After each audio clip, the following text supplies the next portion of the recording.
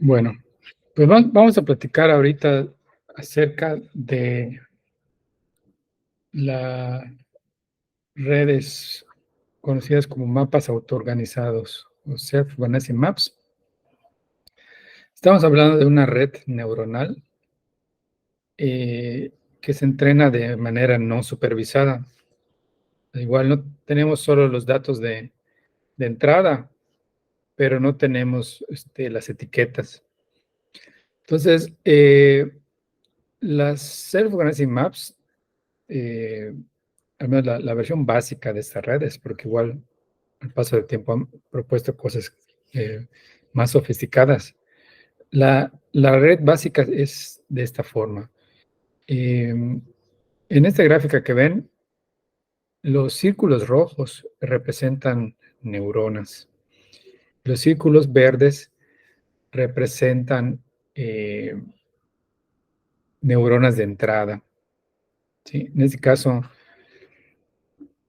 como son dos neuronas de entrada, significa que los ejemplos que vamos a clusterizar o que vamos a analizar son de dimensión 2. ¿Okay? Si nuestros datos fueran de dimensión 10, acá veríamos 10 neuronas verdes, ¿no? 10 de entrada. ¿Te dan cuenta? Es como si tuviéramos una red neuronal, digamos, con dos capas. La capa esta roja, que es la capa de procesamiento, y la capa de entrada.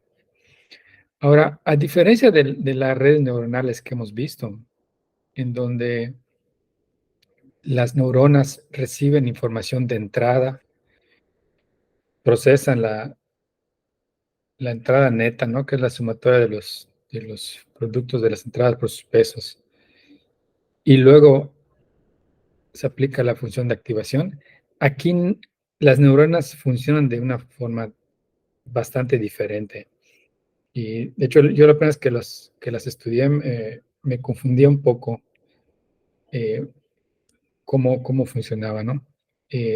Realmente es fácil lo que hacen, pero sí es diferente la interpretación del gráfico de la red neuronal de una red típica, digamos, feed forward, ¿no? De alimentación hacia adelante, que las self-organizing maps.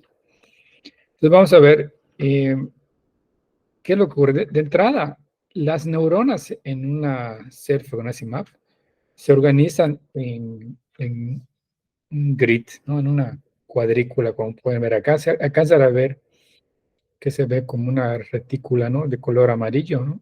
Una cuadrícula amarilla. Eh, esa cuadrícula nos sirve para definir eh, qué neurona es vecina de qué otra neurona, ¿no? O sea, por ejemplo, si consideramos esta neurona de aquí de la esquina, tiene una conexión con la neurona de acá arriba y con la de la izquierda, ¿no? Entonces, de acuerdo a cómo está ese grid, pues entendemos que esta neurona tiene dos vecinas inmediatas, ¿no? Conectadas directamente. Pero si agarramos una de acá del centro, pues va a tener cuatro vecinas, ¿no? La de arriba, la de abajo, la de izquierda y la de la derecha. Entonces, de alguna forma, estos grids que se forman nos sirven para especificar vecindarios. ¿Qué neuronas son vecinas de cuáles? Que es algo importante en las series Organizing Maps. Porque ahorita van a ver una neurona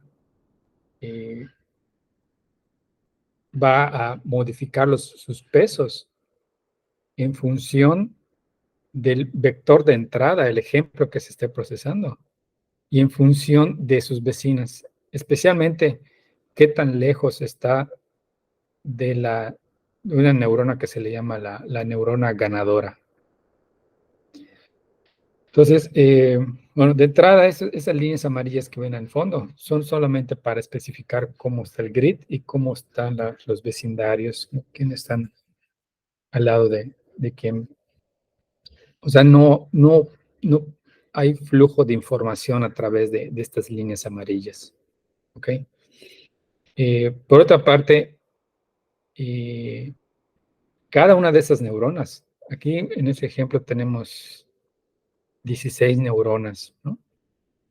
Si ven que cada neurona tiene una línea blanca conectada a cada una de estas neuronas verdes, que son las neuronas de entrada.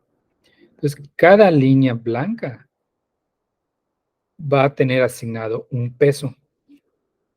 ¿Okay? Entonces, como tenemos dos variables de entrada, o sea, nuestros vectores que puede procesar esta red es de dimensión 2, pues cada una de estas 16 neuronas rojas va a tener dos pesos. Entonces, están conectadas exclusivamente con las neuronas de entrada. ¿Sí? Entonces, entre estas neuronas rojas no hay conexión más que esta, digamos, relación de vecindarios, ¿no? Definida por el grid. Aquí estamos viendo un grid de dos dimensiones, ¿no? Pero las self-organizing maps se pueden definir también en una sola dimensión, que equivaldría a tener, digamos, tal vez como una sola fila de neuronas. O también se pueden organizar en tres dimensiones, que sería como tener apilado varias de estas de capas de dos dimensiones, ¿no? Como que tendríamos como un grid, pero en un cubo, un cubito. Y aplicaría lo mismo, o sea, ese cubito, esas posiciones entre neuronas dentro del cubo, solo nos definen quién es vecina de quién. No hay intercambio de información entre esas neuronas. La única conexión que hay realmente es con las neuronas de entrada. Aunque se pueden definir grids en una dimensión, dos dimensiones como esta y hasta tres dimensiones, lo normal es trabajar en dos dimensiones, es lo más práctico. Ahora, ahorita vamos a ver cómo funcionan estas redes, ¿no? Al menos este es lo básico. Están arregladas en un grid, todas están conectadas con las neuronas de entrada y entre neuronas no hay intercambio de información, ¿sale? Ahora, ¿por qué se le llama a esto? ¿Por qué se le llamó mapas autoorganizados? Eh, Déjenme, voy para atrás.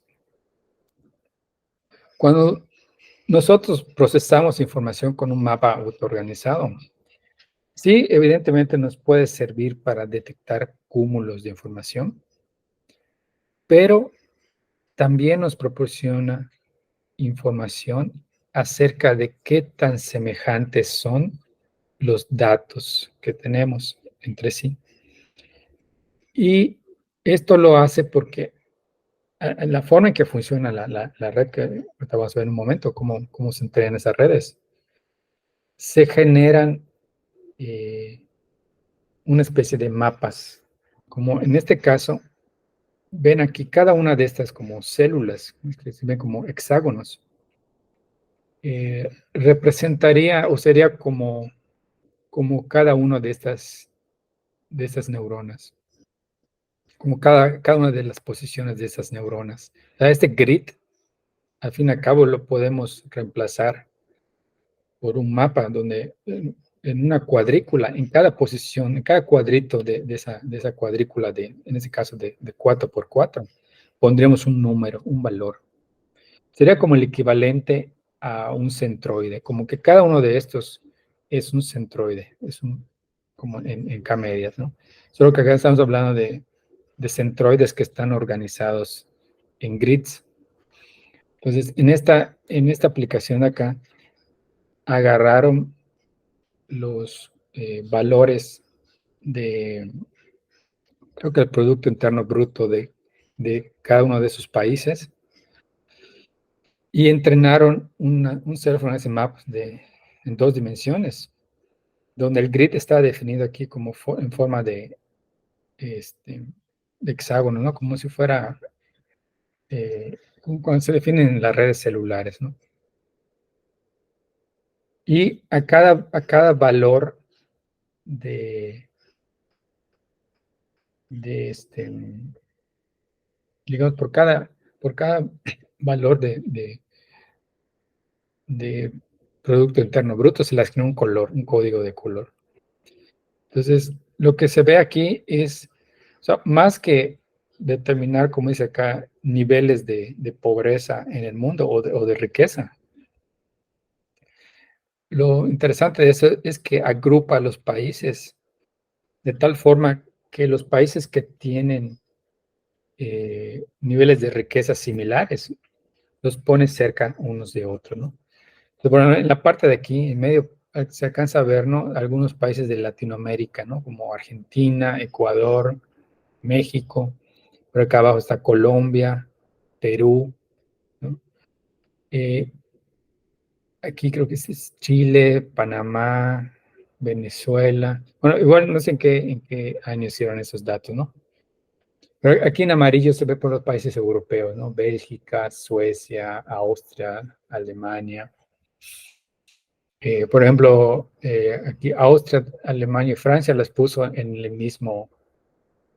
la misma célula, digamos, ¿no? En el mismo renglón. Sus niveles de pobreza o riqueza son muy similares. Igual aquí con Dinamarca, Gran Bretaña y Noruega, ¿no?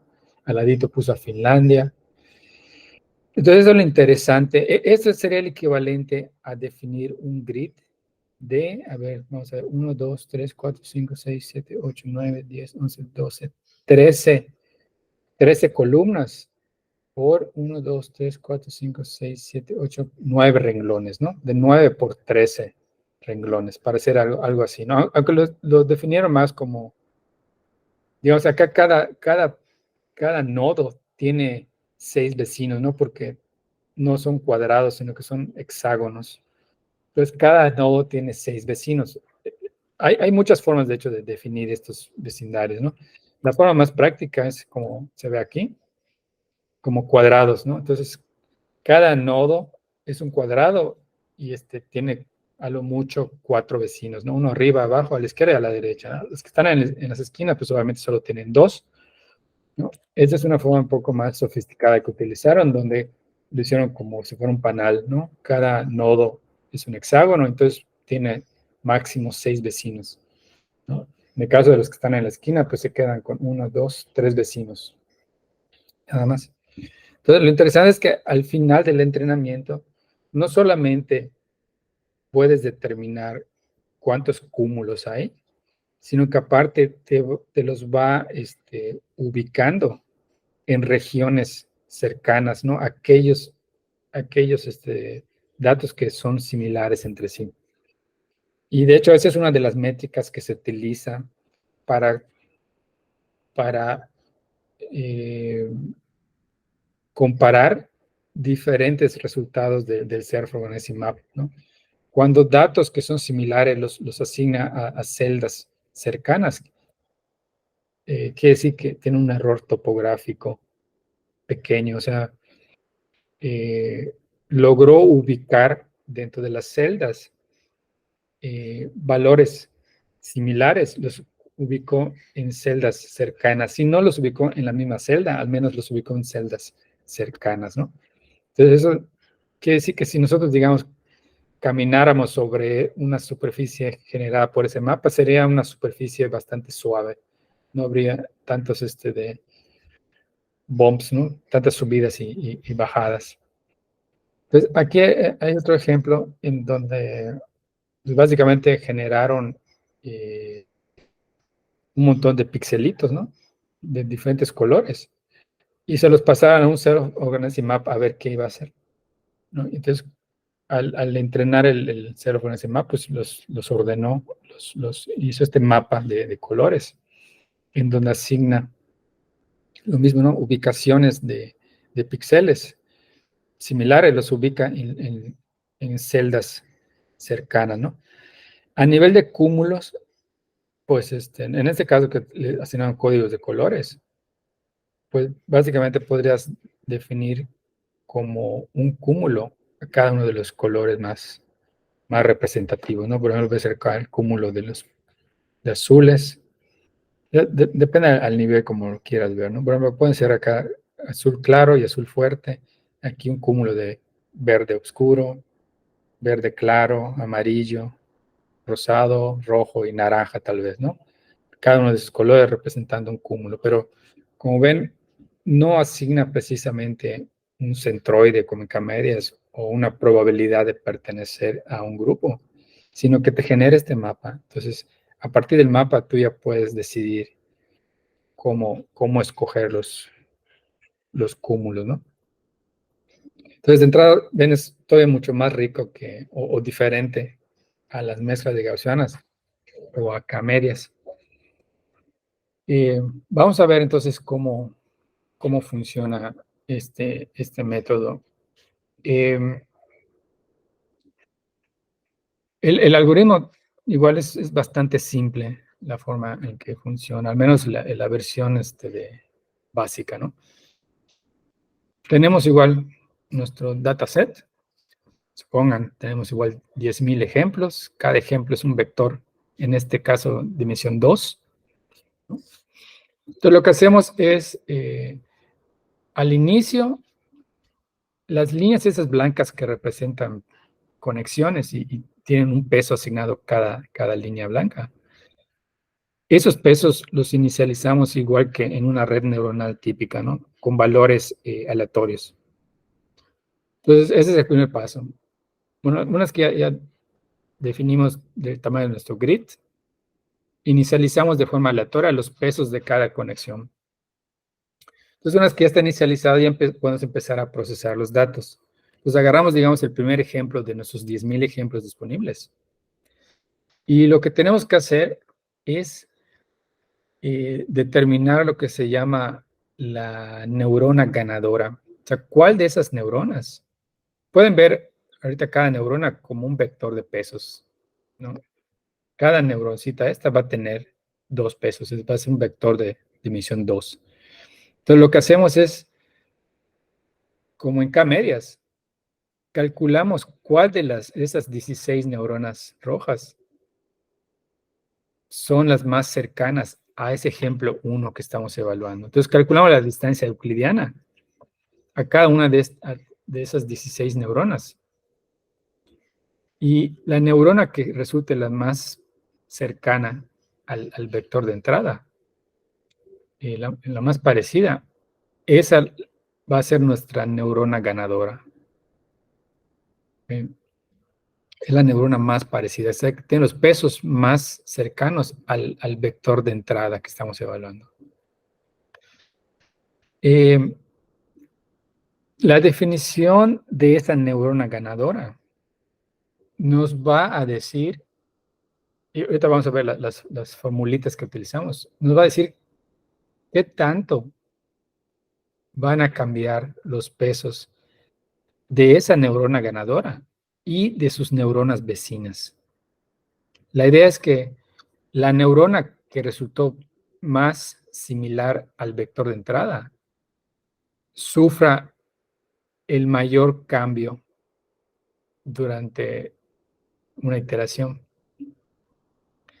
Y sus vecinas también van a ser modificados sus pesos en función de qué tan cerca están de la neurona ganadora. Entonces, por eso se definen estos grids, para que tenga allá una influencia, digamos, un efecto, la región de la neurona ganadora. Esos vecindarios son los que hacen que al final se genere este mapa, ¿no? Donde si se está entrenando correctamente, es un mapa bastante suave, ¿no? La superficie, no hay tantas subidas y bajadas. Entonces, ahorita vamos a ver la formulita, ¿no? La idea es que agarras un ejemplo, checas cuál de tus neuronas es la más cercana, esa es tu neurona ganadora, y aplica la regla para modificar los pesos de la neurona ganadora y de todas las demás neuronas en función de qué tan cercanas están a esa neurona ganadora. Para definir esto de los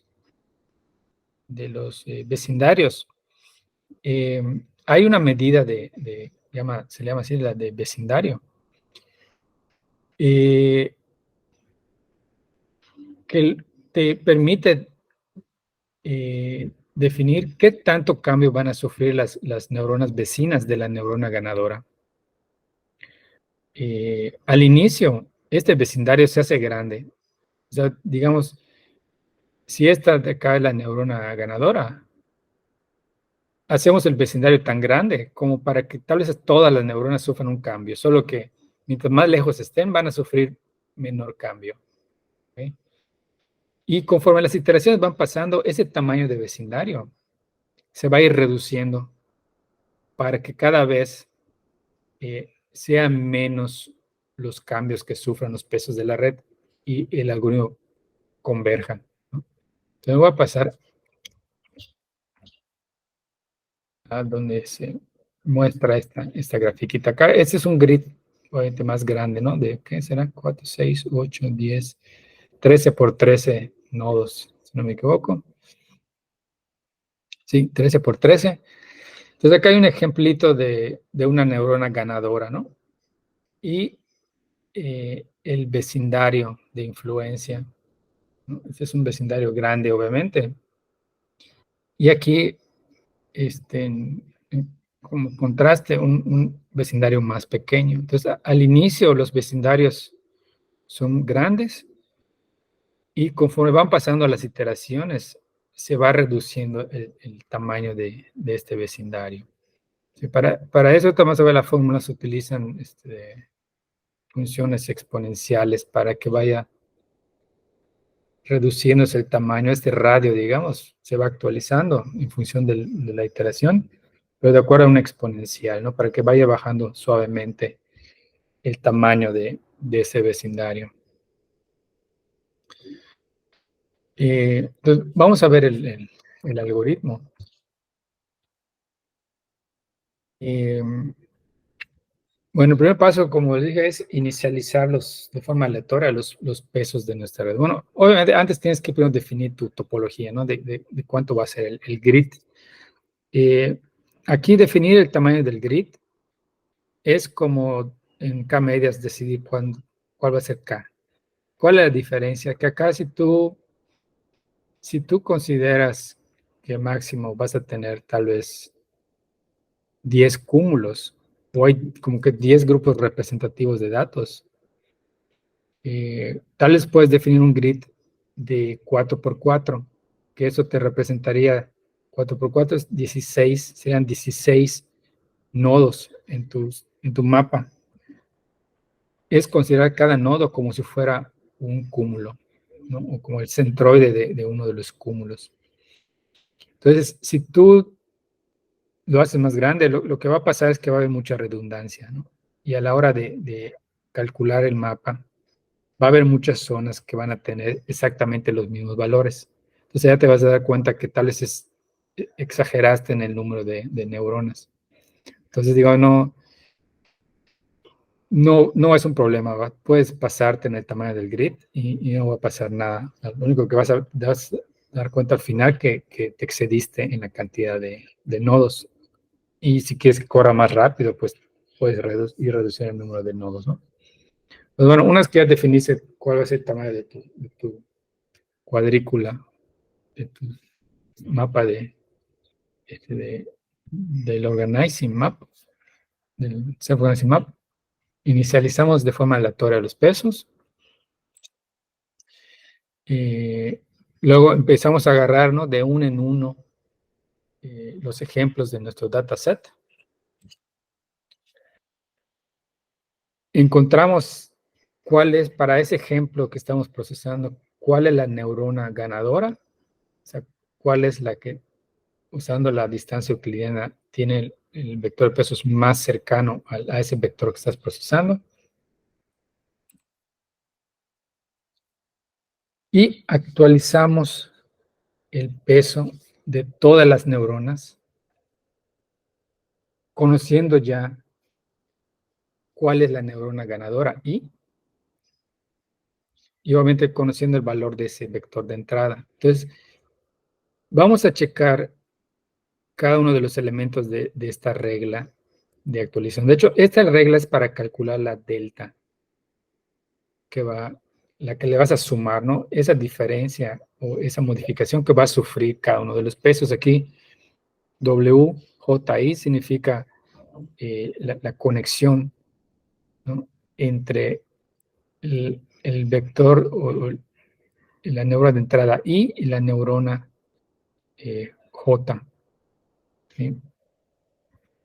Entonces, primero calculan las deltas y luego ya se le sumarían a los pesos.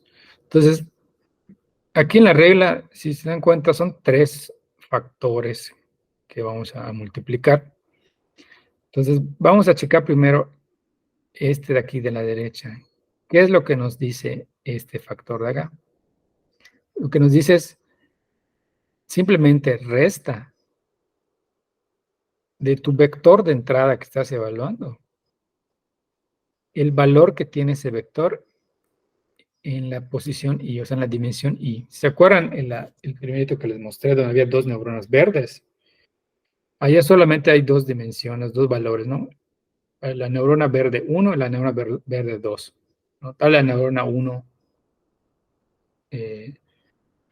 la neurona verde número 1 tal representa no sé, la frecuencia con la que la persona va a comprar a esa tienda, ¿no? Y la neurona 2 tal vez representa el promedio de lo que compra, el costo del promedio de lo que consume esa persona, ¿no? En la tienda. Entonces son 2 variables. Entonces esta I es el índice que va sobre las dimensiones del vector de entrada. Entonces básicamente te dice dimensión por dimensión, resta al vector de entrada el peso que tiene asignado para esa conexión con la neurona que estés checando. Entonces déjame, me voy a donde está la arquitectura que estamos viendo inicialmente. Acá me estoy yendo a slides específicos para tratar de no extenderme mucho, ¿no? Acá lo que estamos diciendo es, digamos, aquí vas a tener tu vector X, ¿no? Entonces, ese es XI1 y ese es I2. Entonces, para esta neurona en particular, le vas a decir, ok, réstale al valor que le estamos dando de entrada ahorita en esta posición, el peso que tiene asignado en esta conexión, ¿no?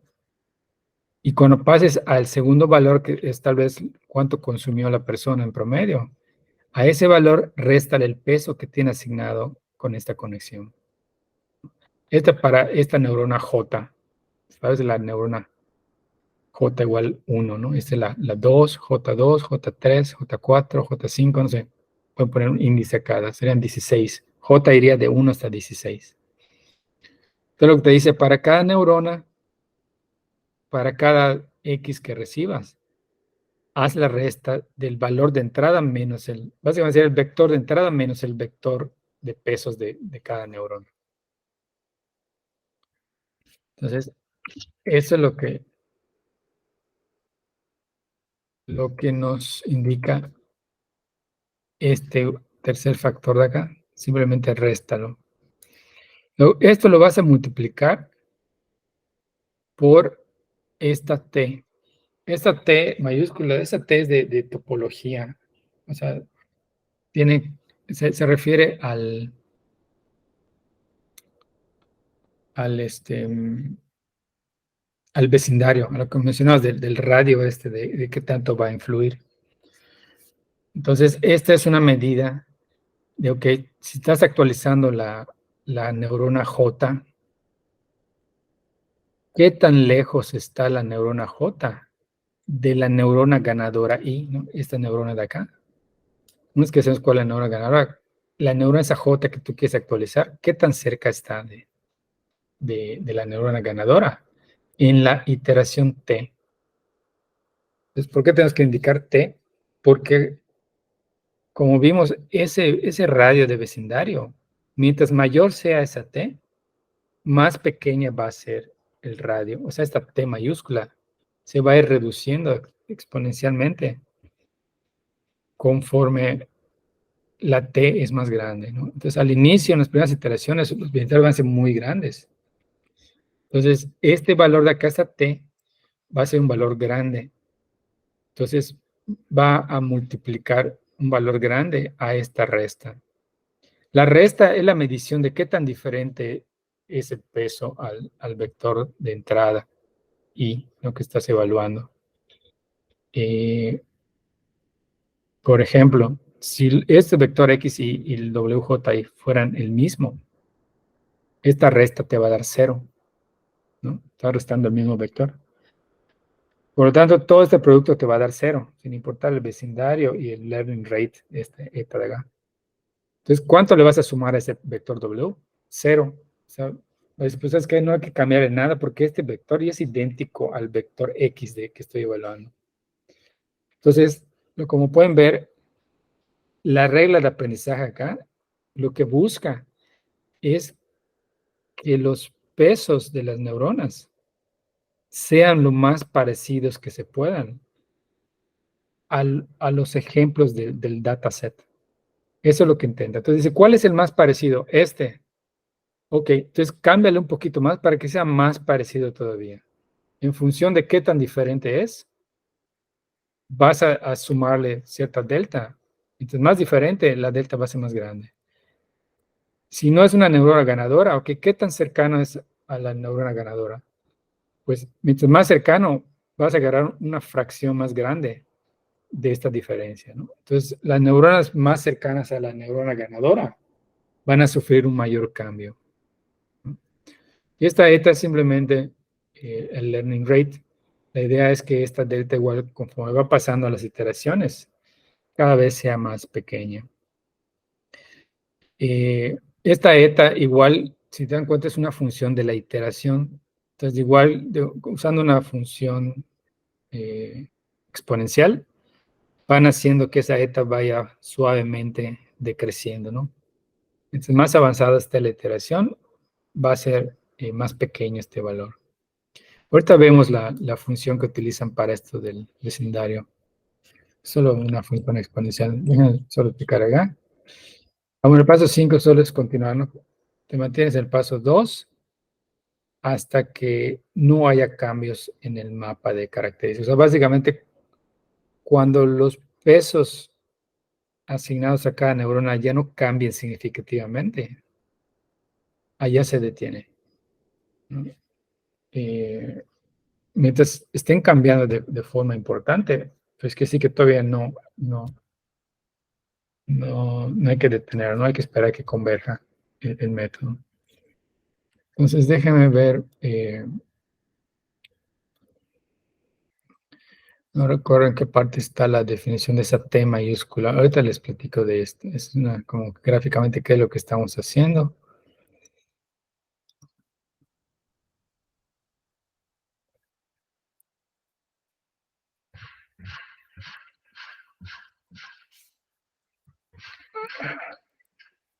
Bueno, aquí está la T. La T, fíjense cómo se define. Es la exponencial de esta expresión que se haga. O sea, básicamente agarras el número E y lo elevas a esta potencia, lo que te dé esto. ¿Y qué es esto? Es el negativo de S mayúscula al cuadrado, donde S, acá arriba definen, es la distancia lateral entre neuronas. Esta distancia lateral la cuentas, la calculas con el grid de la red neuronal, ¿no? O sea, si está viendo ese grid como si fuera un grafo, ¿cuántos nodos tienes que atravesar para llegar del nodo de la neurona I a la neurona J? ¿No? Normalmente una de esas neuronas aquí, pues va a ser la neurona ganadora. Lo que quiero saber es cuántos nodos tienes que brincar para llegar hasta la neurona ganadora. Entonces esta es la S mayúscula, ¿no? A mayor distancia, esta exponencial acá nos va a dar un valor más pequeño, ¿sí? Y, bueno, tenemos que agarrar esa distancia, la elevamos al cuadrado, la multiplicamos por -1 y la vamos a dividir por esto que vemos acá, 2 veces sigma al cuadrado, donde sigma es la amplitud o el radio del vecindario. ¿Se acuerdan que se forma un radio, que al inicio es grande y luego es chico? Ese radio está definido o está aquí representado por esta sigma. Esta sigma, digamos, si el radio no lo cambiamos a lo largo de toda la iteración, pues la única variable ya que va a haber es la distancia lateral, ¿no? En el grid. Pero como nos interesa que, que esta T mayúscula, esta influencia del vecindario cada vez se reduzca para que la uno converja, pues hay que ir reduciendo esta sigma, que es el radio, ¿no? Entonces, para reducirla también se utiliza una exponencial para que sea suave. Entonces, bueno, acá es la gráfica, ¿no? Al inicio es un radio más grande, una sigma más grande, y luego la vamos reduciendo. Esta no es una campana de Gauss, pero es como que vayas reduciendo la varianza en una campana de Gauss, ¿no? Vas obteniendo una campana más angosta y más angosta. Entonces, para reducir la S, pues igual hacen como una función de la iteración. Aquí ven, esta T es la iteración, se hace en la iteración 1, iteración 2, ¿no? Mientras mayor es la iteración, esta exponencial te va a dar un número más pequeño, entonces es una fracción cada vez más pequeña que vas a tomar de la sigma inicial. Y acá aparece otro hiperparámetro que es la tau. Esa es algo que uno tiene que definir experimentalmente. Y pues te va igual a definir qué tan rápido va esta exponencial. Pueden verlo como que estás arriba de una campana de Gauss y entonces te resbalas, ¿no? Como si fuera una resbaladilla, vas bajando la curva de Gauss. Al cambiar tau, pues va a ser una resbaladilla más inclinada o con una pendiente más suave, ¿no? Entonces, igual, lo pone en función de la iteración. Y el otro era la eta que está acá.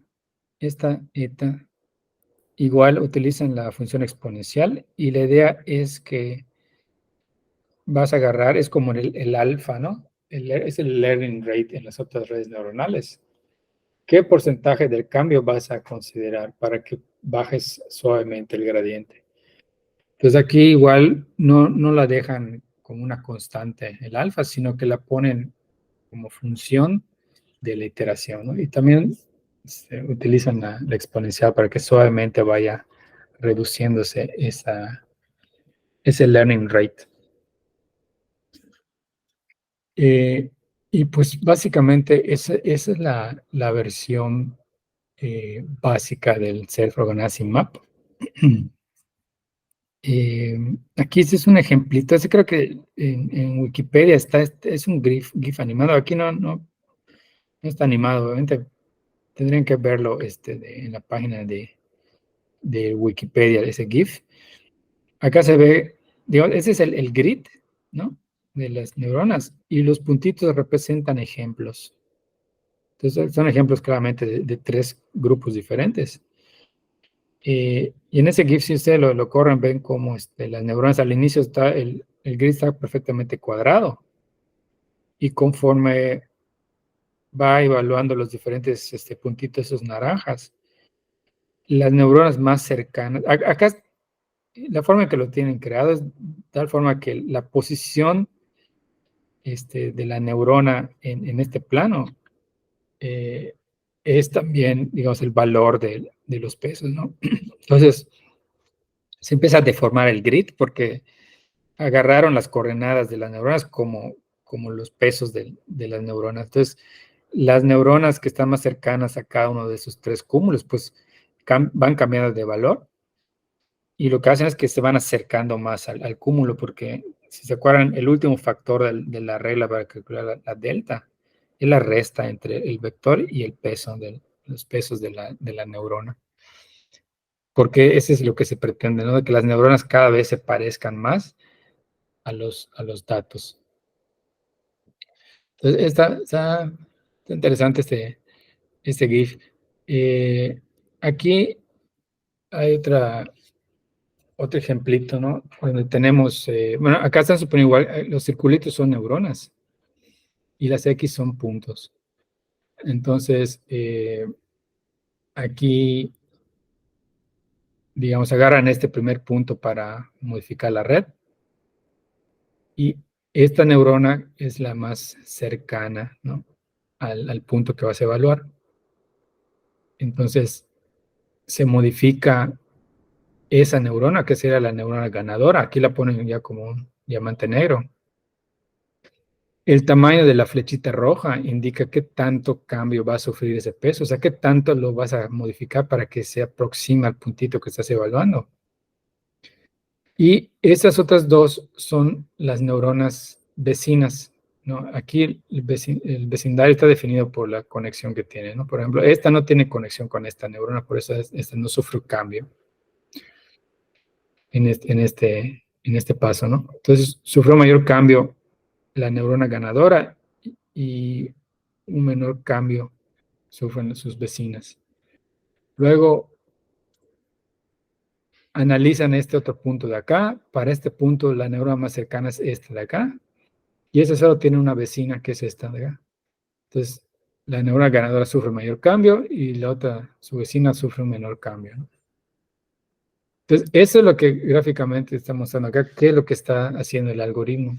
Para cada punto de evaluación, detecta cuál es la neurona más cercana y le hace cambios para que se acerque más a ella, ¿no? A ese punto. Sí, Doc, Cambiando. creo que los mapas autoorganizados están basados como que en mapas topográficos. Entonces ven como si tus datos fueran una superficie y encima le echas la red, que es como si fuera una sábana, ¿no? Entonces Ujú, va quedando como que se adapta al tu terreno, por así decirlo. el relieve. Ujú. De hecho, igual creo que lo conocen como mapas de cojones, ¿no? Cojones Maps. Sí, porque el profesor que los inventó se apellida Cojonen. De hecho, ese profe creo que todavía vive, creo, es un finlandés. Y sí, me acuerdo cuando estaba yo decidiendo qué hacer el doctorado. Contemplé en algún momento irme allá al tecnológico de Finlandia, pero para trabajar con eso se hacía muy interesante. Bueno, ahí Pero sí. luego ya lo pensé bien y dije, no, está demasiado frío. Sí. Ya me fui. Según yo creo que todavía vive el profe este, y se apellida Cojonen, por eso le pusieron mapas de Cojonen también.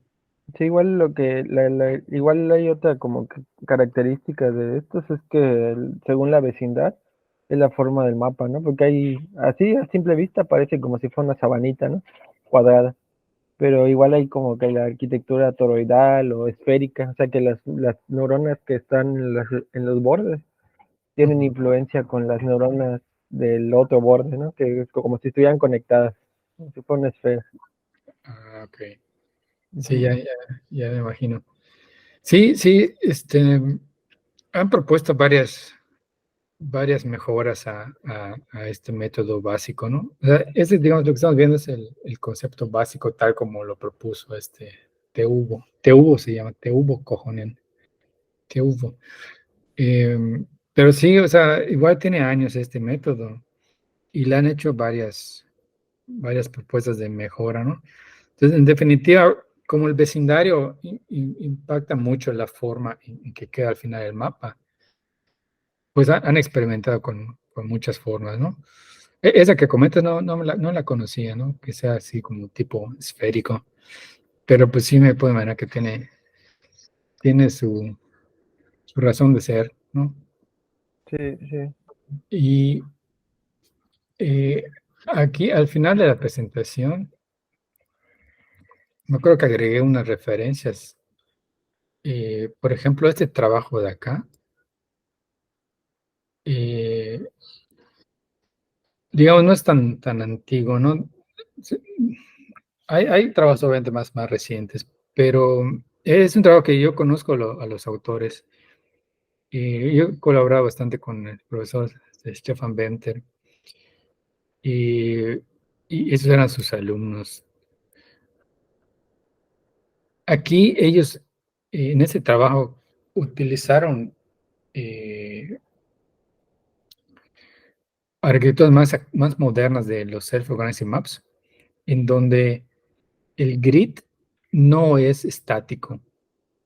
Está basado en esto que acá arriba que le llaman Self-Organizing Networks that grows when required. Es un trabajo del 2002, ya tiene más de 20 años. Pero aquí es cuando propusieron que las redes, o sea, los nodos sí, los nodos o las neuronas en las redes de Surface Maps, que se vayan generando de acuerdo a la necesidad, dependiendo de la diversidad en los datos que se está procesando. Entonces, básicamente, estas redes neuronales van creando nodos de acuerdo a qué tan diferentes son los puntos de tu dataset. Entonces, tiene un comportamiento como el comportamiento de los gases, ¿no? Que se van moviendo. Ah, ya. Seguramente debe haber por ahí alguna animación de esto, cómo se va funcionando. Pero eso es lo que simula o emula más bien, ¿no? Imita cómo se comportan las moléculas en un gas, cómo van extendiéndose. Entonces, como que ese gas va cubriendo más la zona donde más datos tienes y no lo Ok. limitan a un grid ya estático. Entonces puede ir aumentando el número de neuronas o reduciéndose. Entonces, ese tipo de algoritmos, ese tipo de redes se utilizan en ese trabajo y lo usaron aquí para cuestiones de robótica cognitiva. Este, si no me equivoco, ese trabajo, lo que hace un robot a través de cámaras, observa el movimiento de una persona, cómo hace movimientos con los brazos. Y el robot trata de imitar esos movimientos, ¿no? Con sus bracitos, un robot humanoide. Entonces, para ayudarles al robot, ayudarle al robot a determinar cuál movimiento está realizando, utilizan uno de estos mapas autoorganizados que el robot va entrenando de forma no supervisada, simplemente observando el movimiento que hace la persona, ¿no? Que tiene enfrente. Creo que para este proyecto lo utilizaron. Allá con este profe hace muchas cosas de robótica cognitiva. Ok, ok. Y esta padre, ya son versiones ya más sofisticadas, ¿no? Donde ya es dinámico la, la creación de estas neuronas, esos mapas, ¿no? Sí. De hecho, yo tengo duda de por qué estos tipos de red nunca los incluyen en bibliotecas así como que las buenas, las scikit-learn y todo eso. Eh, sí, es buena pregunta.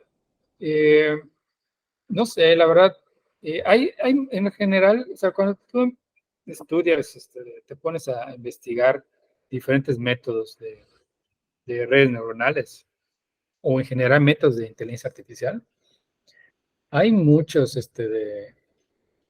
algoritmos que son súper interesantes, o sea, que tienen, digamos, una inspiración de algo de la naturaleza.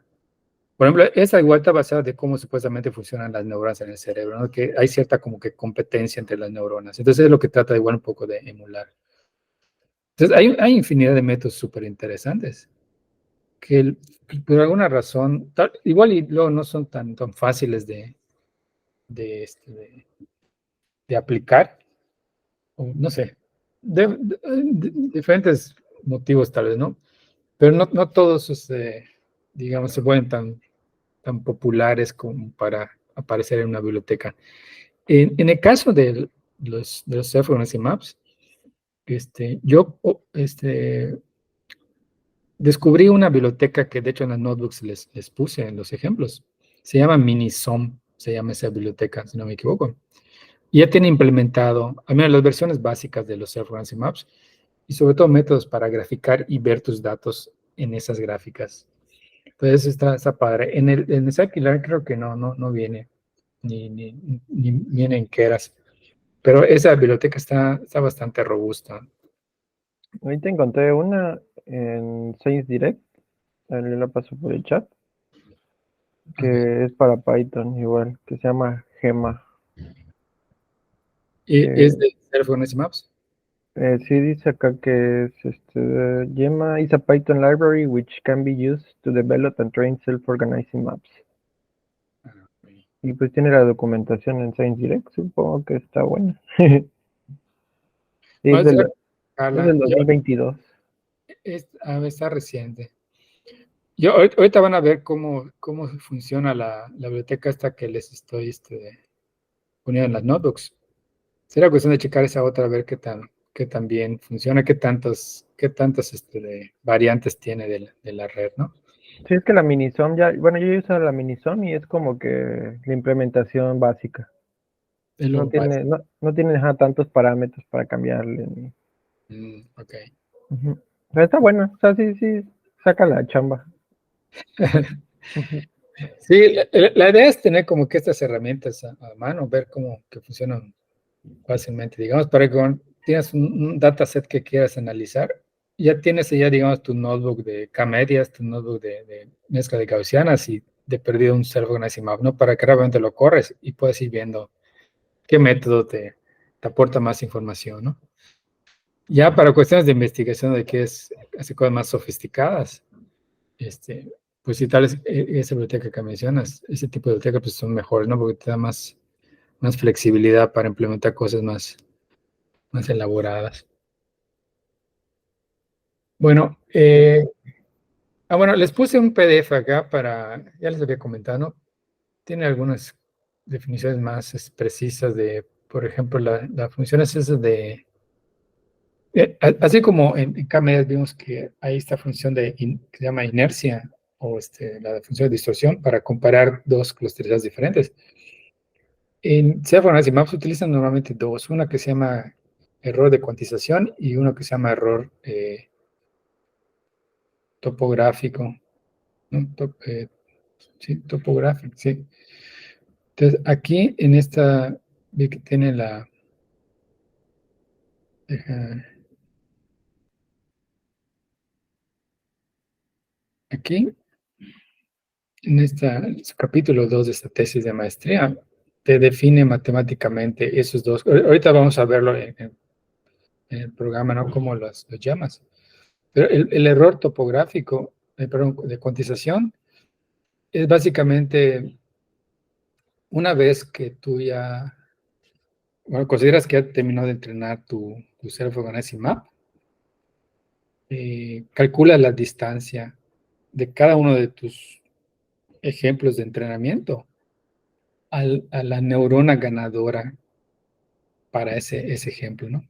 Entonces es lo que hacen aquí, calculan la distancia y van sumando las distancias de cada uno de tus datos de entrenamiento con su respectiva neurona ganadora. Y luego solo lo dividen entre el total de ejemplos, ¿no? Entonces, básicamente como un promedio. Ya se le llaman el error de cuantización.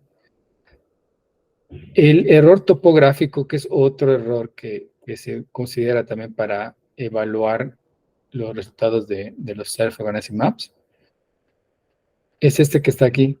Básicamente, agarras para cada dato de tu dataset, encuentras cuál es la neurona ganadora y la segunda neurona ganadora. O sea, después de esa, que es la neurona ganadora, ¿cuál sería la siguiente neurona que sería más cercana a ese dato? Esa lo que aquí le están denominando mu x, que sea la neurona ganadora, y la segunda neurona ganadora que sea mu prima, ¿no? Y entonces lo que checan es luego, o sea, ok, para ese dato x, eh, su neurona ganadora uno y su neurona ganadora 2 son vecinas o no son vecinas. Eh, si son vecinas, le asignan un cero. Si no son vecinas, le asignan uno. Entonces, suponiendo que para todos tus datos, sus neuronas ganadora uno y 2 sean vecinas, o sea, están adyacentes, para todos los datos tendrías un cero, ¿no? Entonces, su error topográfico sería cero, ¿no? Por el contrario, si las neuronas ganadoras uno y 2 de tus datos, la mayoría no son vecinas, todas tendrían un uno. Y el error entonces sería de mayor dimensión, ¿no? De mayor magnitud. Entonces, básicamente, el error topográfico lo que va checando es si las neuronas del mapa topográfico, del mapa del Self-Organizing Map, si las neuronas vecinas tienen valores parecidos, ¿no? O si es muy brusco los valores, es muy brusco el cambio, ¿no? Cuando pasas de una neurona a la siguiente en este mapa topográfico. Esos dos son los errores que normalmente se utilizan para comparar dos mapas autoorganizados diferentes. Entonces vamos a pasar bueno, aquí una presentación, solo como un resumen, ¿no? Por ejemplo, en el caso de K-medias, el clusterizado está basado únicamente en la distancia en línea recta a los centroides, ¿no? En el caso de las gaussianas, creamos distribuciones de probabilidad y luego la asignación de un clúster se realiza usando el teorema de Bayes, la regla de Bayes, considerando las probabilidades, esas distribuciones de probabilidad, ¿no? ¿Cuál es el grupo más probable? Y en Presencia for Organizing Maps creamos el mapa este y podríamos asignar cúmulos como usando K-medias, ¿no? Agarramos un punto y calculamos su neurona ganadora y consideramos esa neurona ganadora como el representante de un cúmulo, ¿no? Pues de alguna forma podemos ver a cada neurona de un self-organizing map como si fuera un centroide. Pues la inicialización como modificar los centroides, solo que de una forma en la que cada centroide va a tener vecinos, ¿no? Y se van a ir modificando de forma, están relacionados unos con otros, ¿no? De acuerdo a su vecindario. Entonces eso va haciendo que, como decía Carlos, ¿no? Se va a formar como una sabanita. La sabanita va bajando, pero siempre va a estar como continuo el cambio de un punto a otro sobre esa sábana. Bueno, entonces vamos a ver los códigos. Bueno, en el 01, que por cierto, vamos a estar utilizando scikit-learn, ¿sí? Y la documentación, por si nunca han utilizado scikit-learn, está bastante buena la documentación. Entonces aquí les busqué para K-medias. ¿Cuáles son los principales argumentos que recibe? Debe tener un montón de ejemplos allá abajo, ¿no? De diferentes versiones, etcétera. K-medias, pues es muy antiguo y entonces ha habido tiempo para proponer un montón de variantes y las más útiles ya están implementadas en scikit-learn. Entonces, vamos a ver, aquí en esta notebook que les puse. Bueno, primero aquí cargo para mostrar el programa de clusterizado, ¿no? Para motivar un poco, ¿no? Me corro esto. El programa de clusterizado. Se está cargando la base de datos de Iris. Si ustedes recuerdan, bueno, no sé si hemos visto la base de datos Iris. Es una base de datos de flores. Son 150 ejemplos. Es una base de datos etiquetada, ¿no? Aquí solo se está utilizando para mostrar el concepto de que hay cúmulos de datos. Entonces, son tres posibles tipos de flores iris, ¿no? Setosa, versicolor y virgínica.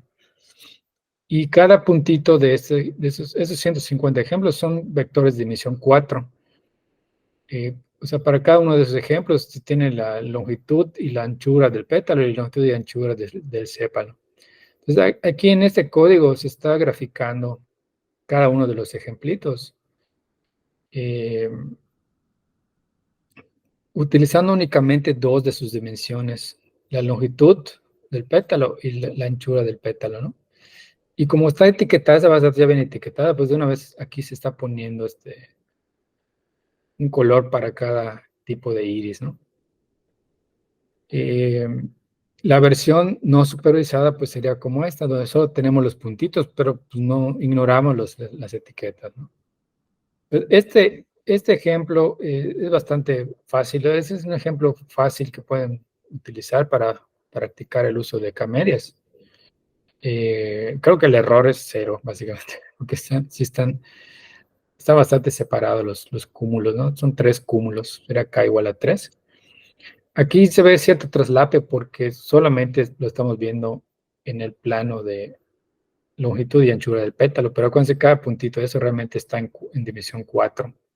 Entonces ya no lo podemos ver en dimensión 4, pero ya en dimensión 4 sí están claramente separadas, si no me equivoco. Entonces ese es un dataset es un dataset real y es fácil de utilizar, ¿no? Como para practicar y probar algún algoritmo.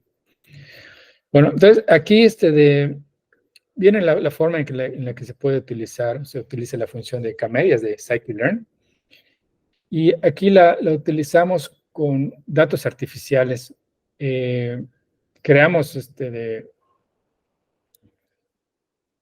5 cúmulos artificiales, donde aquí estamos creando para cada cúmulo, digamos, su centroide, ¿no? Aquí estamos creando los datos artificiales para luego correr el algoritmo K-media, saber qué encuentra, ¿no? Entonces generan 2000 puntitos. Y esos puntitos los generan a partir de estos centroides que definieron aquí manualmente, ¿no?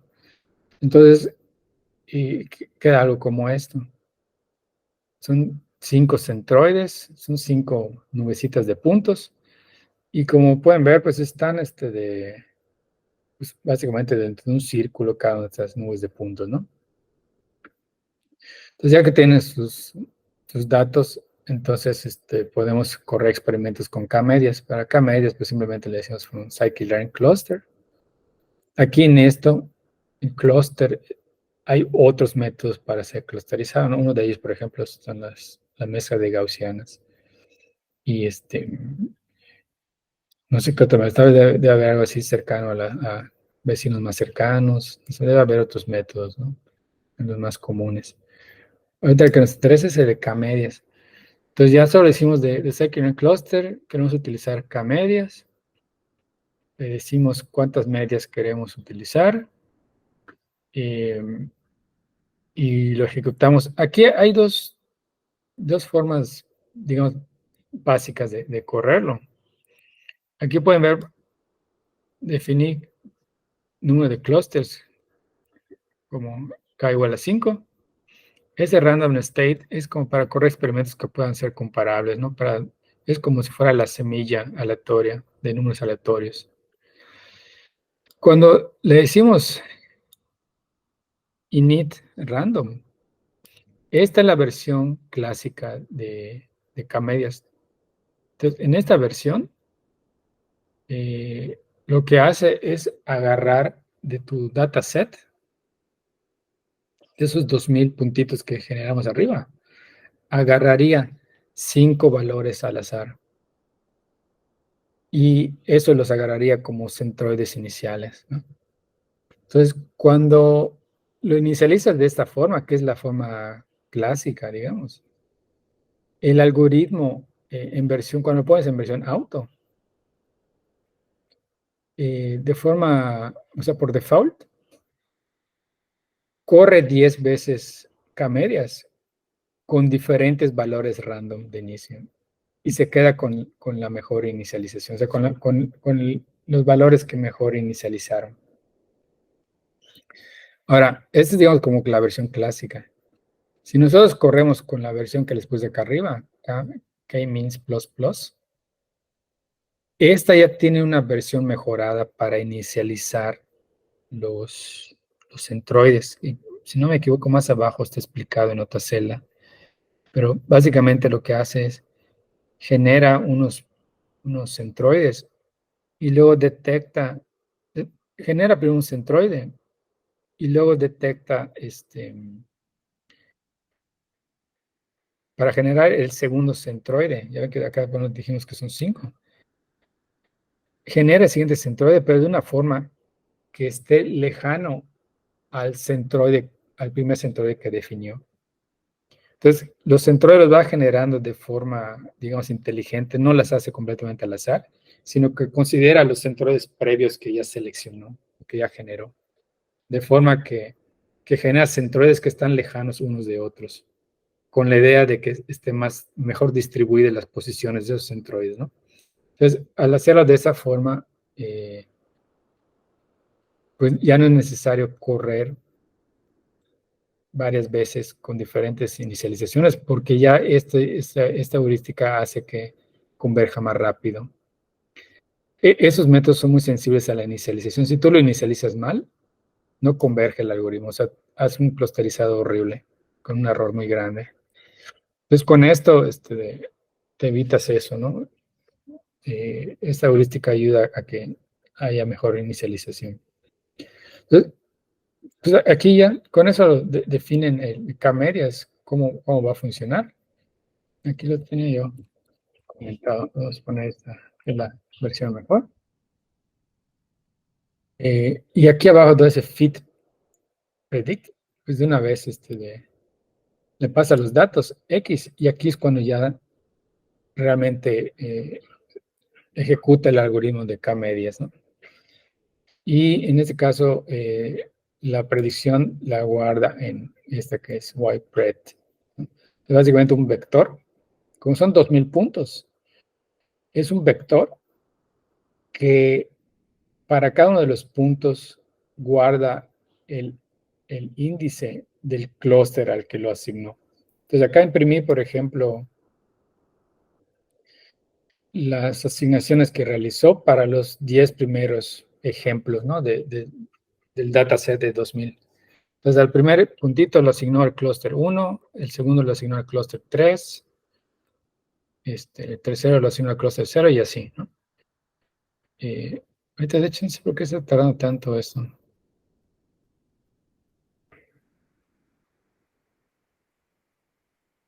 Está raro. A ver, déjame. Perdón.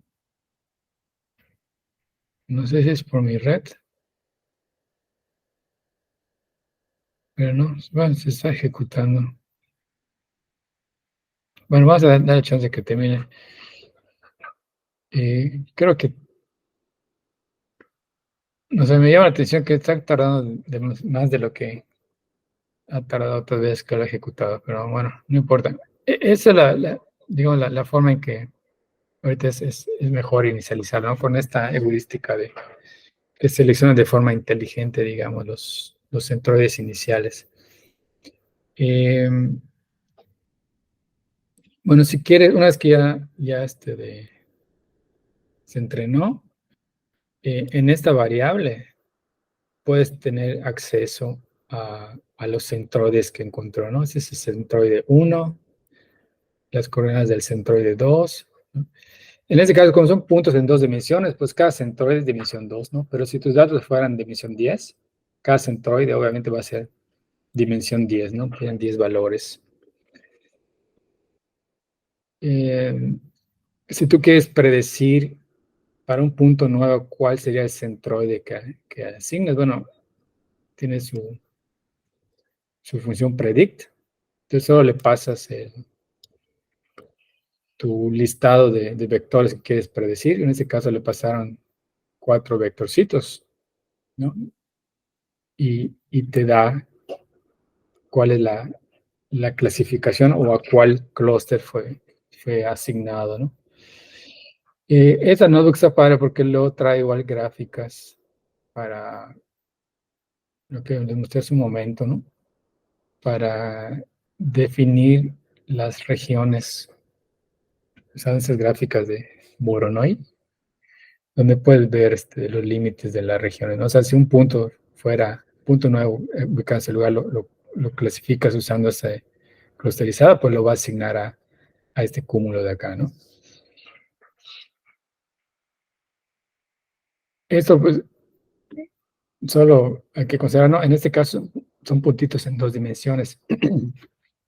Si nuestros puntos clusterizados salen en dimensión 10, habría que proyectarlos a este plano usando PCA. Si no me equivoco, creo que más abajo hay un ejemplo de esto. Pero eso es relativamente sencillo. PCA igual ya está implementado en Camerias, en Scikit-learn. Entonces, con unas cuantas líneas se puede proyectar a 2 dimensiones para graficarlo. Bueno, que hay un texto más. Acá unos experimentos de cómo conforme pasan las iteraciones de Camerias, va cambiando la posición de los centroides, ¿no? ¿Qué es lo que hicieron acá? Después de 3 iteraciones, pues eh, aquí lo corrieron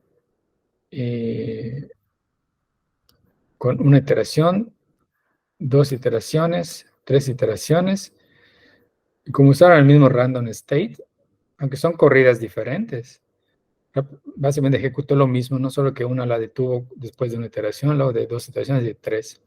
Y lo grafican solo para mostrar qué es lo que ocurre. Todo ese código es para sacar esas grafiquitas. Entonces acá, digamos, la inicialización usando, utilizaron el algoritmo de Cami++, ¿no?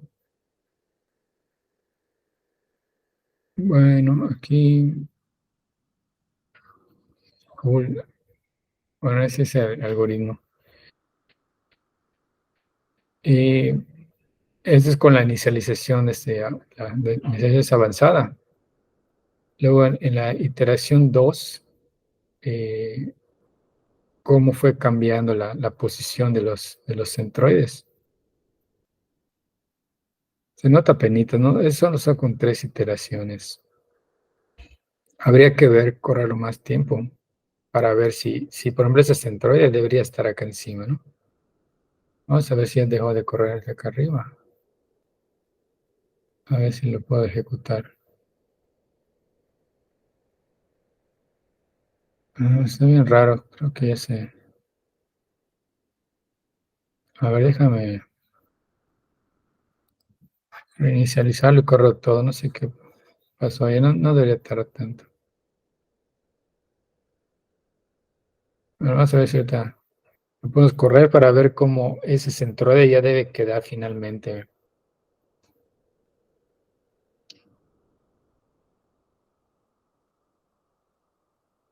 A ver.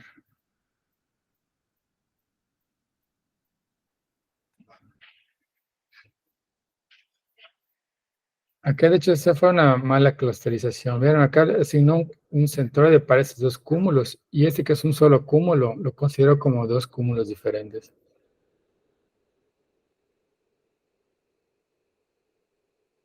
A ver, ok, creo que ya lo logró ejecutar. O sea, lo que quiero ejecutar es más de iteraciones para ver que se llega exactamente acá, ¿no? Entonces vamos a cambiarle acá nada más. Vamos a poner, por ejemplo, versión 4.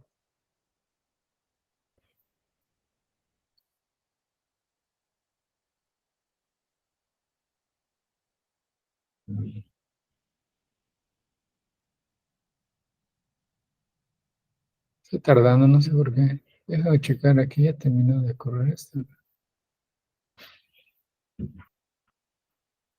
Sí, aquí ya lo corrió. Algo le está pasando a mi colap.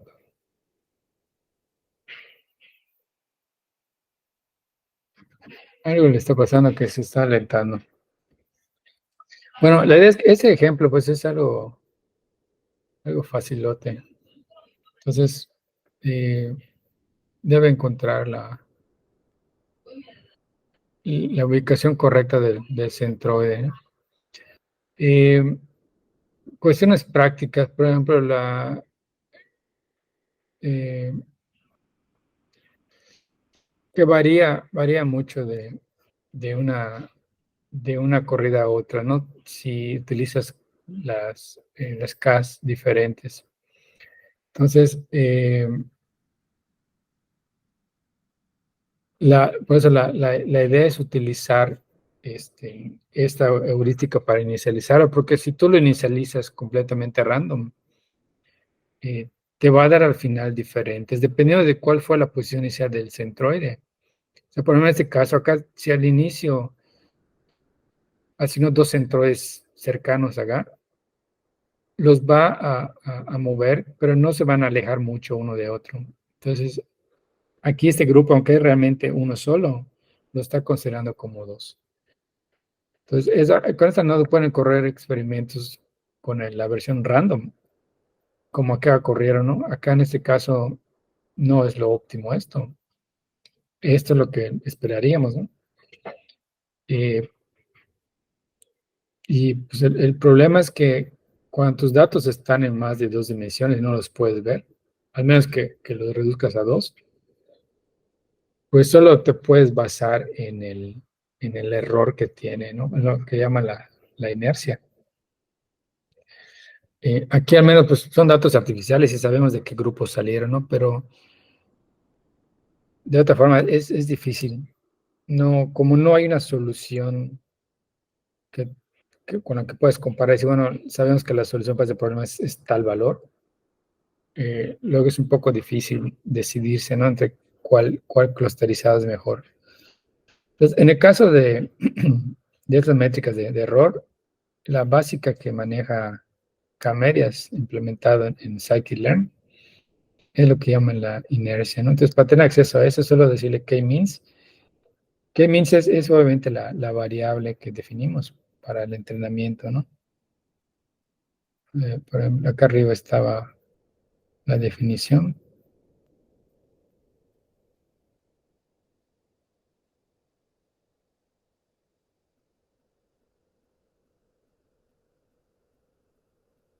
Aquí, ¿no? Cuando le decimos, ok, vamos a correr K-medias con estos parámetros. Entonces, todo lo guarda acá. Después que se entrena, y está guardado aquí. Y puedes tener acceso, por ejemplo, a las etiquetas, a los centroides, ¿no? Entonces, ya en este caso, puedes imprimir el valor de error que tuvo, ¿no? La inercia. ¿Ya me pasé? ¿No? La inercia, ¿no? Que es básicamente la sumatoria, es la distorsión, ¿no? La sumatoria de las distancias de cada punto a su centroide asignado. En el caso de un experimento, no lo calcula manualmente, esas distancias lo suman para que veas que es realmente eso lo que está calculando internamente, ¿no? Y lo está almacenando en inercia. Eh,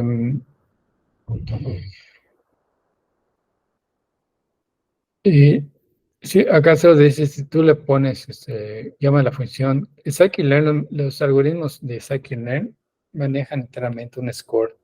Hay diferentes métricas de varios scores que puedes utilizar. Por default, scikit-learn maximiza el score, ¿no? O sea, una solución, mientras mayor sea su score, es una mejor solución. Entonces, en el caso de la inercia, como es al revés, lo que queremos son valores más pequeños porque implica que está más compacto y clusterizado. Entonces, para hackear, digamos, esa función de score, lo maneja de forma negativa, solo para hacer ese hacking, ¿no? De que aquí en este caso lo mejor es lo que tiene un menor valor. Entonces, queremos maximizar el negativo de la inercia. Eh, bueno, entonces, dependiendo de la inicialización, se pueden obtener diferentes inercias, obviamente. Déjeme, voy a la parte de... Bueno, acá es donde explican esa inicialización inteligente. Es de este artículo de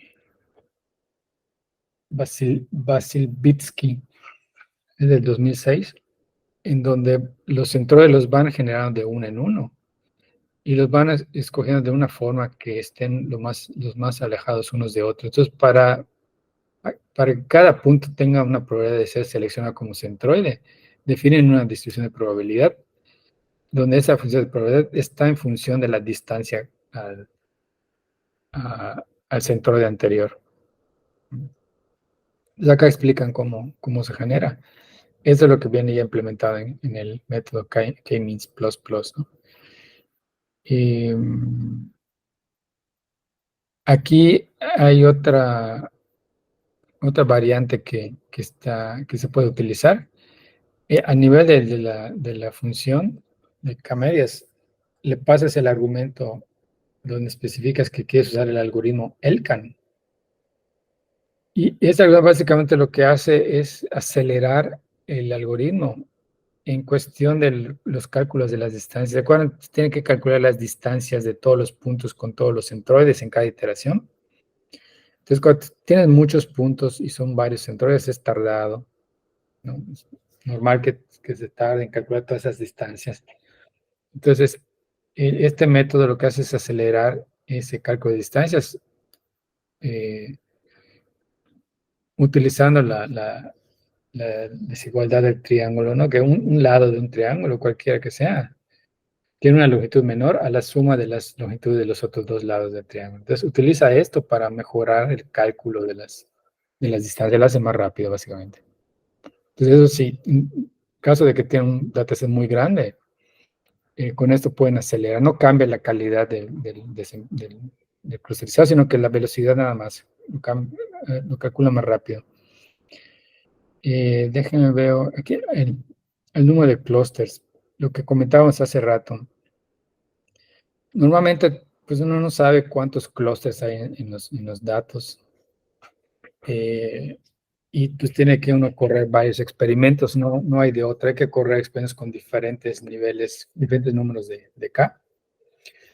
Entonces, lo que se sugiere hacer es ir variando el número de K e ir graficando la inercia, ¿no?, que se obtuvo al final de ese clusterizado. Y lo que explicabas hace un momento, ¿no?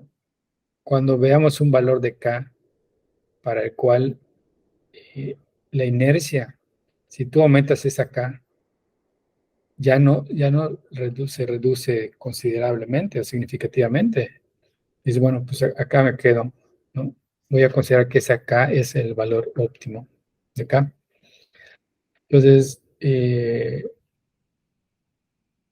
esto aquí se lo están aplicando para la inercia, pero pues hay otras métricas que se pueden utilizar. De hecho, acá abajito se menciona otra que viene igual implementada en Scikit-learn, que llaman silueta, que es una forma, acuérdense, es de inercia solo la sumatoria de las distancias de cada punto a su centroide. En la silueta considera también los centroides vecinos. Es un poco más elaborado. Pero está buena la idea esta del elbow, ¿no? Eso es para cualquier otra métrica. Es algo que es como una heurística que pueden utilizar para escoger con qué parámetro se van a quedar. En este caso la K, pero podría ser algún otro parámetro. Entonces, aquí está la silueta, aquí está definida la silueta. Dice, otro método es ver el score de silueta, que es la media del coeficiente silueta sobre todas las instancias. Es el promedio de los coeficientes silueta de todas las instancias, todos los ejemplos. Ahora, ¿qué es una silueta? O sea, para un ejemplo, su silueta se calcula como esta división, ¿no? B menos A entre el máximo entre A y B. ¿Y qué es A? A es la distancia media a las otras instancias en el mismo clúster. O sea, si yo pertenezco al clúster 1, ¿cuál es el promedio de mi distancia a los otros elementos que fueron también asignados a ese mismo clúster 1? Ese es el número A. Se le conoce como la media de distancias intraclúster. Y la B es la media o el promedio de las distancias al clúster más cercano. Entonces es la distancia media a las instancias los clústeres más cercanos. Entonces, esa B, le restas la A, la divides entre el mayor entre A y B, y a eso es lo que llaman el score silueta, ¿no? Entonces, aquí bueno, acá lo importan la lista de métricas disponibles en el scikit-learn, que ahora son un montón de métricas diferentes. Esas métricas de acá son no solo para K-media, sino son métricas para diferentes algoritmos, ¿no? Entonces, utilizas el Silhouette Score, y ya solo le pasas tus datos y le pasas las etiquetas, ¿no? Esa es ya una vez que ya corriste K-medias, en labels ya están indicadas las etiquetas de cada punto. Entonces le pasas los puntos y su Silhouette Score pues ya calcula automáticamente esos coeficientes y los promedia, ¿no?, para obtener el score. Entonces, acá hay un ejemplito donde sacó también cómo varía en ese caso el score de silueta, conforme cambiamos el número de clusters. Y aquí salió mejor K igual a 4, ¿no? O sea, que corresponde igual con lo que nos dio la otra gráfica, ¿no? Del elbow, donde allá en términos de la inercia nos convenía más K4. Acá está saliendo el mismo resultado, nos conviene usar 4. Aquí este del score de silueta va entre -1 y 1. Entonces, mientras más grande sea, es mejor, y el máximo es 1. El peor sería -1. Entonces, igual acá, digamos, esta gráfica que te puede servir para apoyar la otra, no, para combinar ambas decisiones, ambos valores. Y bueno, esa es una gráfica donde muestra tanto la silueta como eh, el, la inercia, si no me equivoco.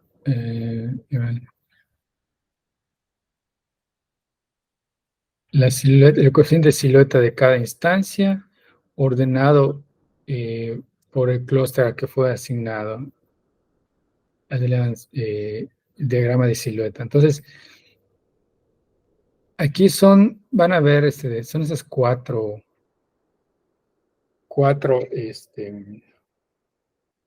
grafiquitas. ¿Cómo se entiende esto? La línea esta roja segmentada representa el score silueta. ¿Sí? Es de que para este caso nos daba .65 o algo así. .675. Bueno, para el K4, ¿no? Entonces acá te lo ponen para K3, K4, K5, K6. Y esas barras de colores, o sea, cada color, cada barra representa un clúster, ¿no? Entonces en K3 pues, son 3 barras que ven acá, en la verde, amarilla y la roja. Y la anchura de estas barras, o sea, viendo aquí verticalmente, es cuántos puntos fueron asignados a ese clúster. Entonces, puedes ir viendo, ¿no? Por ejemplo, aquí el clúster naranja, por la forma en que quedó el clusterizado, fue el que tiene más puntos asignados a ese clúster, ¿no? El 5, por ejemplo, se ve más balanceado, que este es el real, porque esos, si recuerdan, son cinco blobs que se generan artificialmente. Y aquí los asignó de forma más distribuida, ¿no? Entonces, igual eso te puede servir para ir viendo más o menos, ¿no? En este caso, por ejemplo, acá son 6 clústeres, pero el clúster 4 y el 0 tiene muy pocos elementos asignados a ese grupo. Entonces, esos diagramas son bastante útiles, ¿no? Para tratar de entender qué está pasando en esos clústeres. Especialmente cuando no podemos visualizarlos en 2D o tenemos que reducir la dimensión para visualizarlos. Entonces, ya reducir la información, pues pierdes obviamente muchos datos, ¿no?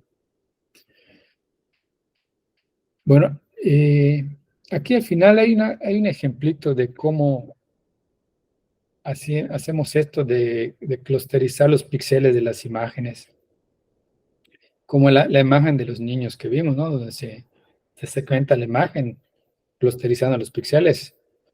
Es exactamente ese ejemplo, pero con imágenes de esos insectitos, ¿no? Aquí, ¿cómo le llaman? De ladybugs, creo. No sabíamos catarinas, aquí no sé cómo le llaman ustedes. Las catarinas. Entonces acá se ve, ¿no? Con 2 clústeres, con 4 clústeres.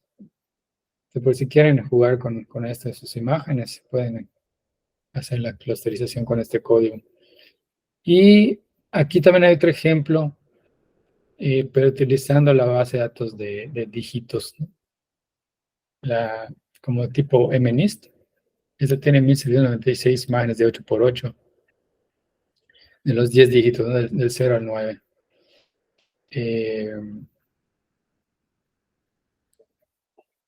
Pero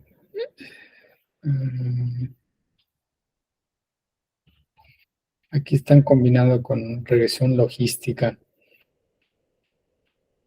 Déjame ver qué es lo que están haciendo. Aquí todavía está corriendo, de hecho. Ah, por eso se alentó hace rato, porque este todavía está corriendo. A ver, déjame ver si es que había un ejemplo que les dejé de aprendizaje semisupervisado. Pero no, este no es este. Este, no, aquí, digamos, son datos son datos supervisados, son tan etiquetados porque son de la MNIST. Eh, Primero cargan el dataset, luego lo dividen en conjuntos de train y test, luego llaman al método de regresión logística, ¿no se acuerdan? Era simplemente usar el método de regresión, pero con una función allá sigmoidal, ¿no? Para hacer clasificación. Y aquí clasifican los datos que les da un score. Entonces, acá vamos a ver si podemos mejorar si antes utilizamos K-medias como un método de procesamiento, preprocesamiento. Entonces, lo que hacen es crean un pipeline. O sea, un pipeline en Machine Learning tú defines una secuencia de procesos que vas a ejecutar sobre tus datos, ¿no? Entonces, es una lista de procedimientos. Acá desde acá son dos. Aplicar K-medias y con el resultado corres revisión logística, ¿no? Pero pues pueden ser los pasos que tú quieras en este pipeline, ¿no? Puede ser tal vez un paso de normalización, no sé, diferentes técnicas, tal vez PCA, por ejemplo, reducir la dimensión con PCA. Bueno, entonces acá primero lo entrenamos con los datos tal cual y luego para comparar si hay alguna mejora preprocesando los datos usando K-medias. Corrieron primero entonces K-medias y luego entrenaron el modelo. Ahora, aquí lo que hacen es, ¿de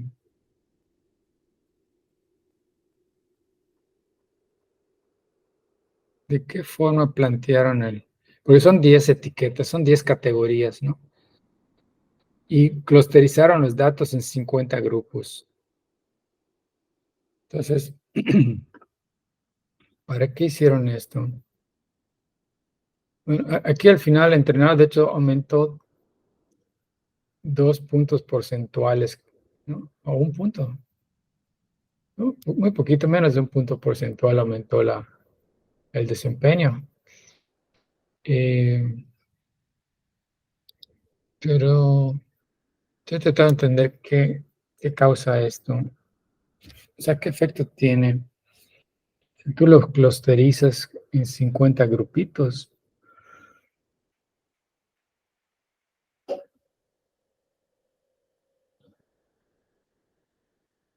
Ok, es que lo que están haciendo acá es decir, bueno, son 10 categorías originalmente.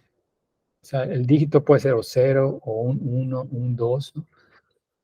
Pero lo que están diciendo es, ok, tal vez, por ejemplo, los que son dígito que corresponden al 4, por las formas en que se escribe el 4, hay personas, o sea, puede variar mucho la forma en que las personas escriben el número 4. Entonces, tal vez hay, digamos, tal vez 15 tipos diferentes muy representativos de escribir el número 4, ¿no? Y tal vez hay otros, no sé, 7 formas diferentes de escribir el 7, ¿no? Que son representativos de esas formas diferentes. Entonces, como decir, realmente no hay 10 categorías, sino hay 50 en total. Agrúpalas en 50. Y luego vas a correr la clasificación como si fueran 50 categorías diferentes. Y checan a ver qué también puede aprender una clasificación ya utilizando 50 categorías. Y al manejar 50 categorías en lugar de 10, aumentó un poco, ya casi es casi un punto porcentual del desempeño, ¿no? O sea, aumenta la precisión para clasificar ya no en 10 categorías, sino en 50 categorías. Bueno, está curioso, nunca había hecho algo como eso. Bueno, y aquí eso que está corriendo está tardando montones porque está haciendo, está evaluando diferentes clusterizados. eh, Está haciendo cross validation y está trabajando con diferentes números de clusters. Entonces, eso es como para hacer una búsqueda en un grid. En un grid define los diferentes valores de los clusters, o sea, de cuántas K va a utilizar, y corre los experimentos pues, múltiples veces, ¿no? Para escoger cuál es el que tiene eh, los mejores parámetros. Acá todavía no he terminado. Aquí creo que una nota que decía que tarda 20 minutos o menos.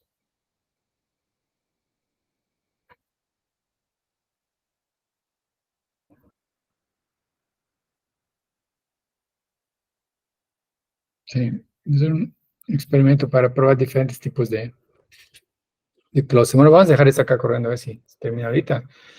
Eh, Aquí en esta carpeta les puse dos datasets. Son datasets de, como decía, de e-commerce. Son de una tienda en línea, creo que es una tienda en línea británica, si no estoy equivocado, pero que tiene, o sea, vende a varios países, ¿no? Entonces, en esas dos notebooks, la que puse 02A y B, eh, tengo código ya para donde se abren esas bases de datos. Más bien las puse acá como para prácticas, como para hacer prácticas con datos, son datos reales estos. Y son más complicados, obviamente, que la base de datos de Iris, por ejemplo, ¿no? Eh, Déjenme les muestro acá. Son bastante largas igual estas notebooks. Quiero primero checar las otras donde están, por ejemplo, las Self-Organizing Maps. Pero aquí solo para que vean, esa es una base de datos que descargué hace algunos meses de un sitio web. Precisamente para hacer prácticas con K-medias y mezcla de gaussianas y Self-Organizing Maps, sabe qué tan complicado es. Entonces, en esta base de datos van a ver ustedes, de entrada dice acá, son 541,000 ejemplos, ¿no? O entradas que tiene esta base de datos. Y aquí están las columnas que tiene, ¿no? El número de la factura, stock code, no sé, código ¿qué es como del almacén, descripción del producto, cantidad, ¿no? Cuántas piezas o unidades compró de ese producto, la fecha de la factura, el precio unitario, el ID del cliente y de qué país es, ¿no?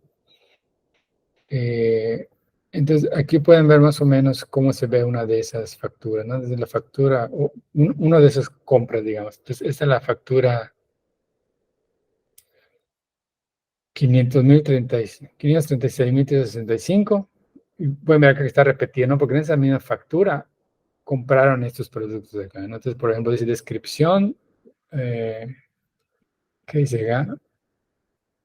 Es un colgador ligero en forma de corazón, color blanco. De acá una linterna metálica blanca, etcétera. Está el producto, está de cuál es el precio unitario de ese producto, el ID del cliente y en qué país se compró, ¿no? Eh, y bueno, obviamente esto lo estamos abriendo con pandas, ¿no? Para que sea más fácil de manipular.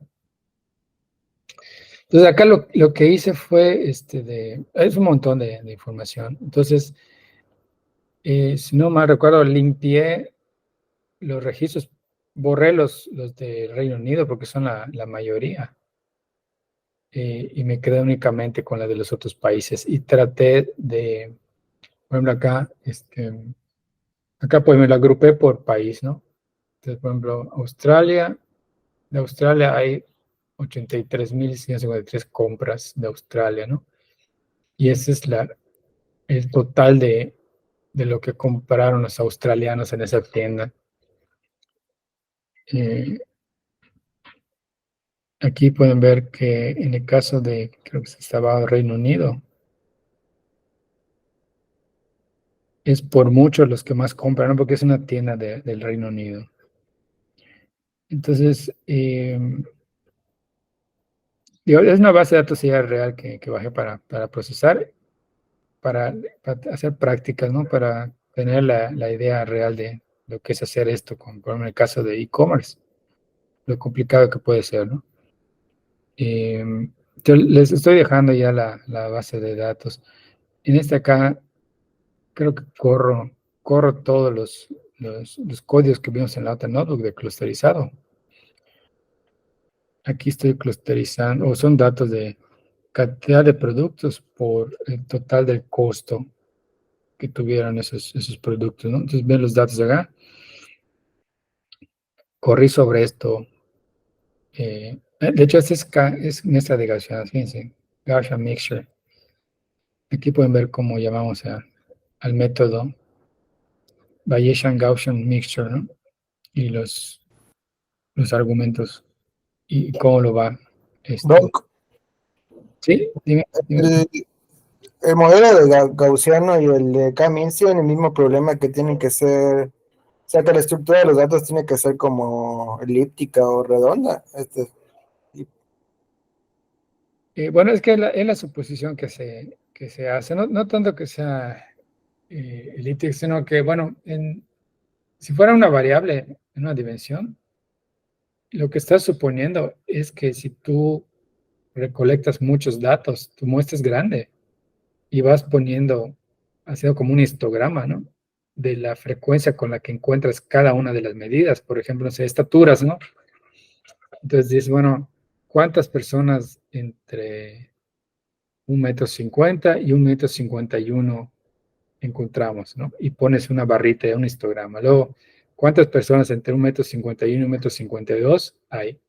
Entonces, esa frecuencia barrita debe ir aumentando hasta ser la altura máxima en el valor más predominante, ¿no? La media. Y luego después de la media debe ir bajando. Entonces, si tú generas esas frecuencias, esos histogramas, se debe formar más o menos como la campana de Gauss. Entonces, eso es lo que estás suponiendo cuando tú corres esos métodos, es que para cada cúmulo, si tú graficas esos histogramas, se forma la campana de Gauss. Pero no todos los datos se comportan así. O sea, porque Por ejemplo, bueno, hay una imagen de los diferentes, cuando me comparan los diferentes de scikit-learn de clustering, y hay sí. una como que topología de datos bien chistosa que es como una dona. Entonces, pues es como una dona y afuera hay otra dona, ¿no? Entonces, el de Gaussianas podría separar esas dos donas, por así decirlo. Ujú. Bueno, no sé, no he visto ese de las dos, no sé. Tendré que checar cómo están esos datos, ¿no? En forma de donas que dices. Son como si fueran una nube de puntos en forma de dona. ¿Es eso? Ahorita voy a ver si puedo mandarle la imagen por el chat o Ok. el link. Sí, A ver. en general, digamos, no solo este método, ¿no? Si por ejemplo, hay una para, ya hay un equivalente de mezcla de gaussianas, pero para el caso donde está etiquetado los datos. A, a La ver, idea, yo lo mandé por el chat. ahorita lo abro para que chequemos. Eh, a ver, ¿dónde está el chat?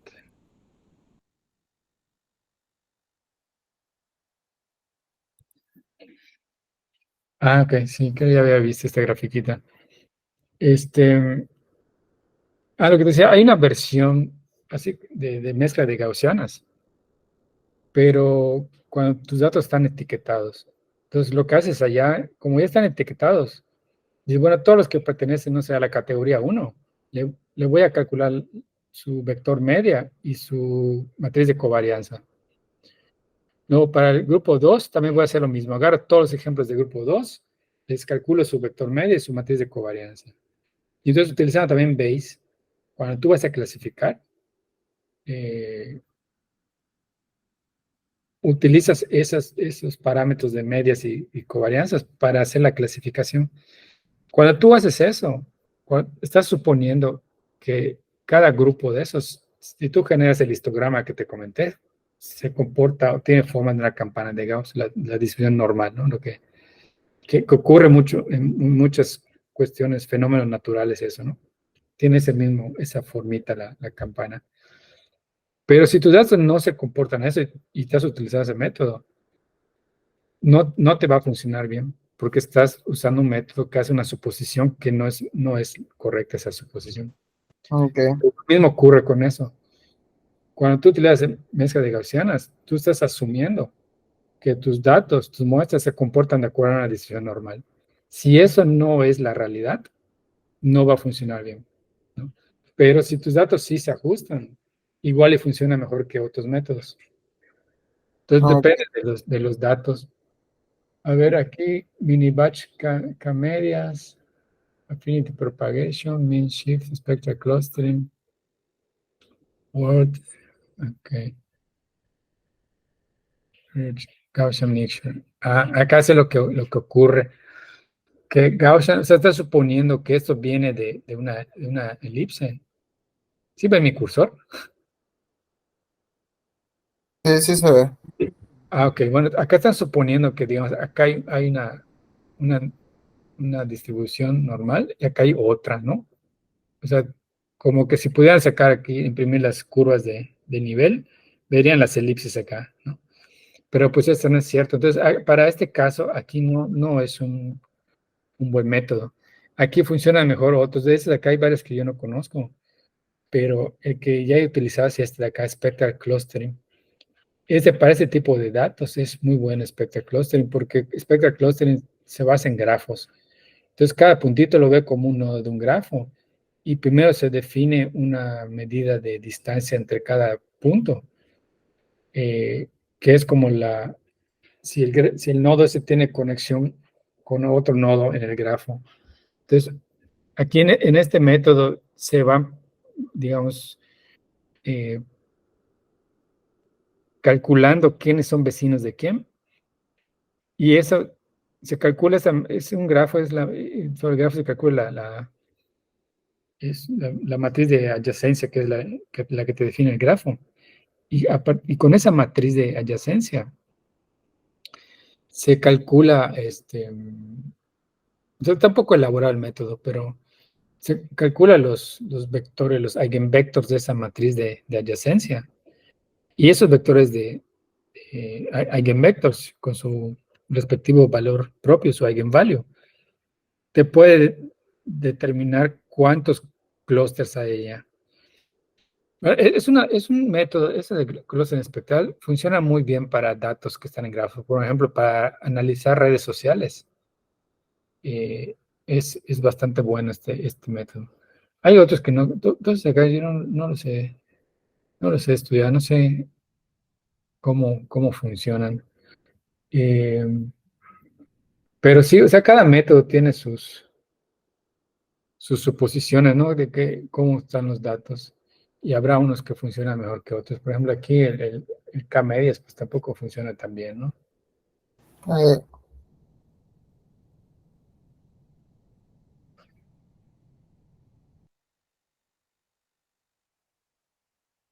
Por ejemplo, esos de acá fallan, fallan horriblemente con esos datos, ¿no? ¿Quién sabe qué es lo que están haciendo? Aquí yo diría que Spectre Clustering debe hacer un buen trabajo también. Sí.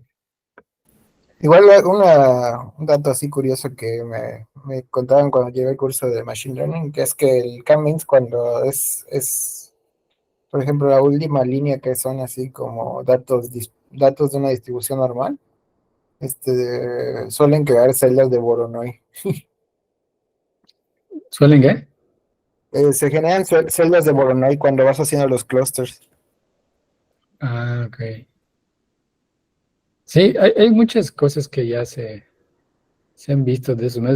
Son tan antiguos que ya las super estudiaron, ¿no?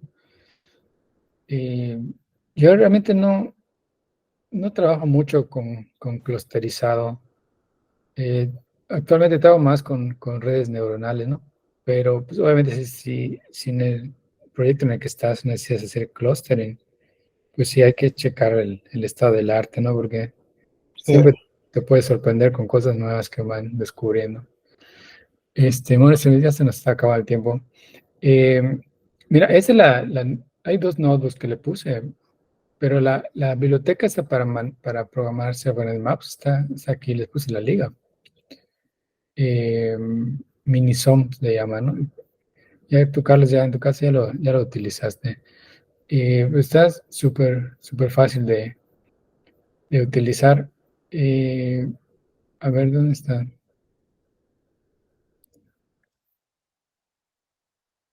Corto nada más el Minison. Aquí estoy utilizando una base de datos de semillas, un dataset de semillas.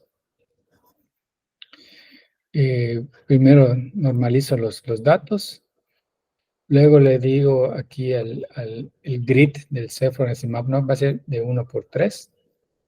Aquí está muy limitado, ¿no? Creo que estaba yo con experimentos y lo dejé así, pero no sé, puede ser 3 por 3. Eh, y bueno, acá está por la sigma, ¿se acuerdan? El tamaño del el radio del vecindario, ¿no? El learning rate inicial, 0.5. La función del vecindario es gaussiana, o sea, es esa de que sea de forma exponencial, ¿no?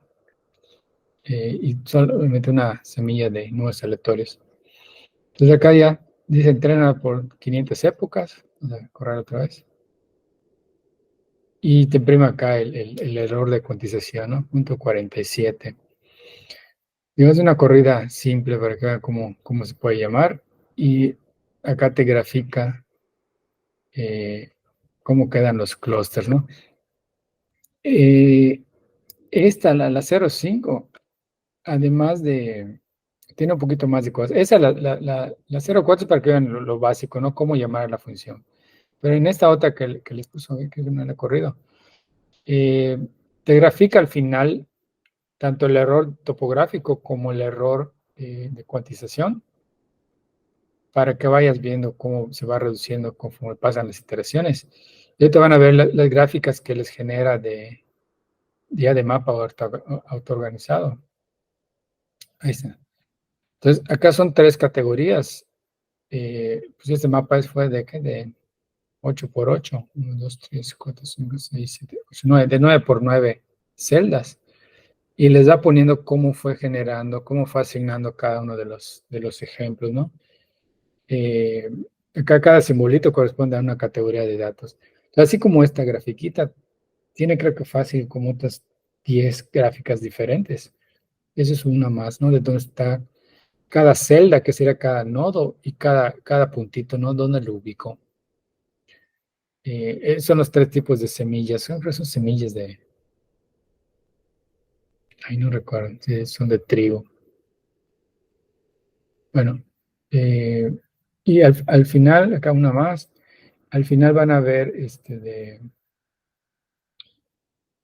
ahí está, cómo, conforme, eso se entrenó durante 1000 iteraciones, ¿no? Cómo fue reduciéndose los errores tanto de cuantización como el topográfico. Entonces, igual aquí, o sea, fácilmente puedes cargar tus datos de un CSV y correr al menos la versión básica de Self-Organizing Map, ¿no? Para ver que también agrupa los puntos. Entonces, digamos, son los más comunes. Los que he visto, veo en la gráfica esa que nos pasó, de Carlos, hay otros que no lo sé, no me he topado con ellos hasta ahorita que los estoy viendo allá. Básicamente los que normalmente al menos yo he trabajado son los de K-medias, es que vimos ahorita, ¿no? Mezcla de Gaussianas, Self-Organizing Maps y el de Spectral Clustering. Esos primeros tres, como que en general los puedes utilizar.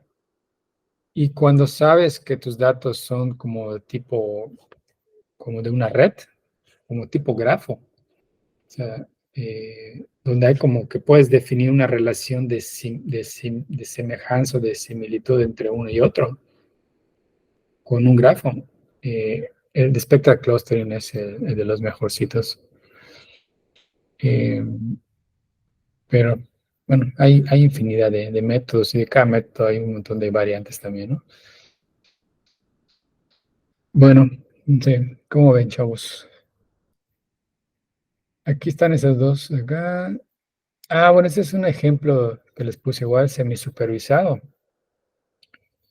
Aquí, ¿qué es lo que hacen? A veces existe el problema de que tienes datos para un problema de clasificación, pero tienes muy pocos datos etiquetados y etiquetarlos manualmente tal vez lleva mucho tiempo. Entonces, aquí es una notebook donde te muestran cómo primero hacen la regresión. Ese creo que es para el caso de MNIST, también es la base de datos de ese tipo de MNIST. Entonces, lo que hacen es, primero hacen la revisión logística tal cual con los datos como están, y obtienen un error del 0.83, ¿no? 83% de exactitud. Y entonces luego para mejorar lo que hacen es, ok, acá están suponiendo en ese ejemplo que solo tienen, de los 1700 y fracción de ejemplos, solo 50 están etiquetados. Entonces entrenan el modelo pues, con los que tienen etiquetados, que son 50. Entonces dicen, ok, si nosotros podemos etiquetar manualmente, si pudiéramos etiquetar otros 50 ejemplos, ¿cuáles etiquetaríamos? Y dice, bueno, pues vamos a correrle K-medias sobre los datos y los vamos a agrupar en 50 grupitos, como hicimos anteriormente, ¿no? Vamos a suponer que hay 50 tipos de números, porque tal vez el número 4 hay como que 15 formas diferentes representativas de escribir el 4 y otras 7 formas de escribir el 7. Entonces vamos a suponer que son 50 categorías. Los agrupamos con K-medias y después de agruparlos, agarramos la imagen que está más cercana a cada uno de esos 50 centroides que descubrimos. Y esas 50 imágenes son las que las etiquetamos manualmente. Entonces, en lugar de etiquetar 50 al azar, etiquetamos 50 que son representativas de nuestra muestra. Entonces, es otra forma de utilizar K-medias. Entonces, es lo que hacen acá. Entonces, acá resultaron que estas son bueno, son algunas de las, no, son todas, ¿no? 5, 10, son las 50 imágenes más representativas. Estas las etiquetaron así manualmente y corrieron ya otra vez regresión logística con estos 50 ejemplos y luego utilizaron esa regresión para clasificar los otros y ven que el error sube. Más bien, la precisión aumenta, ¿no? A 92%. Entonces, es otra forma de utilizar K-medias. En lugar de etiquetar nada más con los ojos cerrados, etiquetas o utilizas tu tiempo para etiquetar ejemplos que son representativos de la muestra. Es otra forma práctica de utilizar esto, ¿no? Ese es diferente al otro ejemplo, ¿no? Que vimos igual con regresión logística. Acá te sirve para etiquetar. En el otro cambias de un problema de 10 categorías a uno de 50 y luego ves que también los puedes clasificar en esos 50 grupitos. Bueno, pues ya se nos acabó el tiempo, muchachos. Vamos a dejarlo hasta aquí.